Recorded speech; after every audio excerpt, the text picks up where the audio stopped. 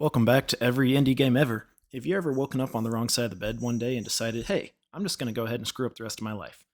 Well, I'm going to play through every single free-to-play indie game on Steam.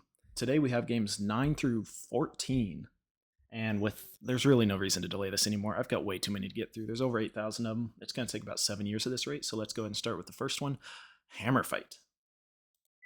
Hammerfight wouldn't launch, so on to the second game. Pirates, Vikings, and Knights. I'm going to call it PvK for short. It was actually a lot of fun. It was kind of in the same vein as a game like For Honor, where you select which faction you're going to fight for, and then you select a class within that faction. I only played with Knights, but in that we had Heavy Knights, Archers, the Assassin, pretty much the typical builds you would expect. And I played a couple rounds, there was still an active player base, and I had a lot of fun. I haven't actually played For Honor yet, so I'm making the comparison based on just some gameplay that I've seen on YouTube videos. But this is pretty much the same thing, right? And please let me know in the comments if y'all prefer just a quick overview of the game and then move on to the next one, or if you want me to include some longer gameplay clips without overviews so that you can see if it's a game you might want to try out yourselves. And overall, I would give this one 4.5 out of 10.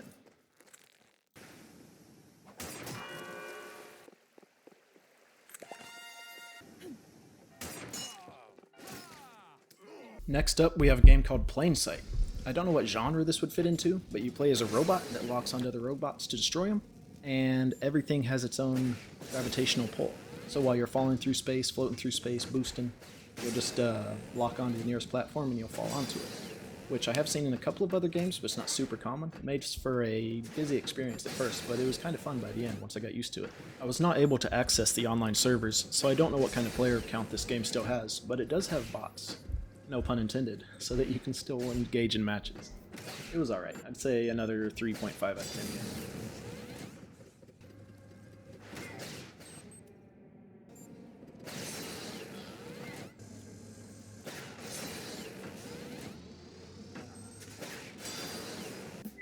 Next up was a 2D side-scrolling shooter called ProtoGalaxy. It had some elements from the old 90s game Asteroid. Other than that, pretty standard stuff. I really can't point to any one thing in particular that made it stand out to me. 2 out of 10. Next.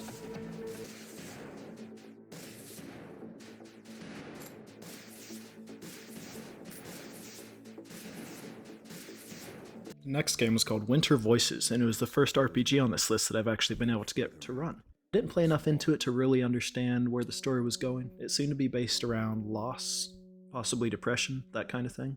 And it played so slowly. I never made it out of the first town.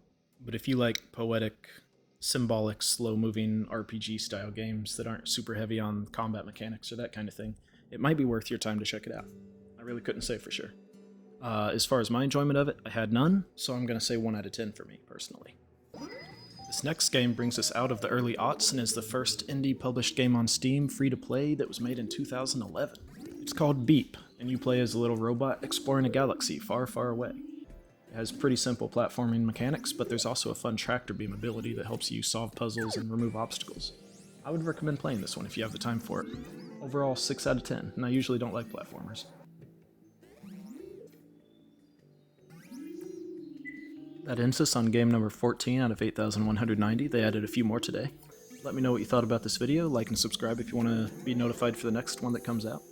And hopefully you have a great rest of your day. I know I'm going to have a great rest of my day playing a bunch more indie games.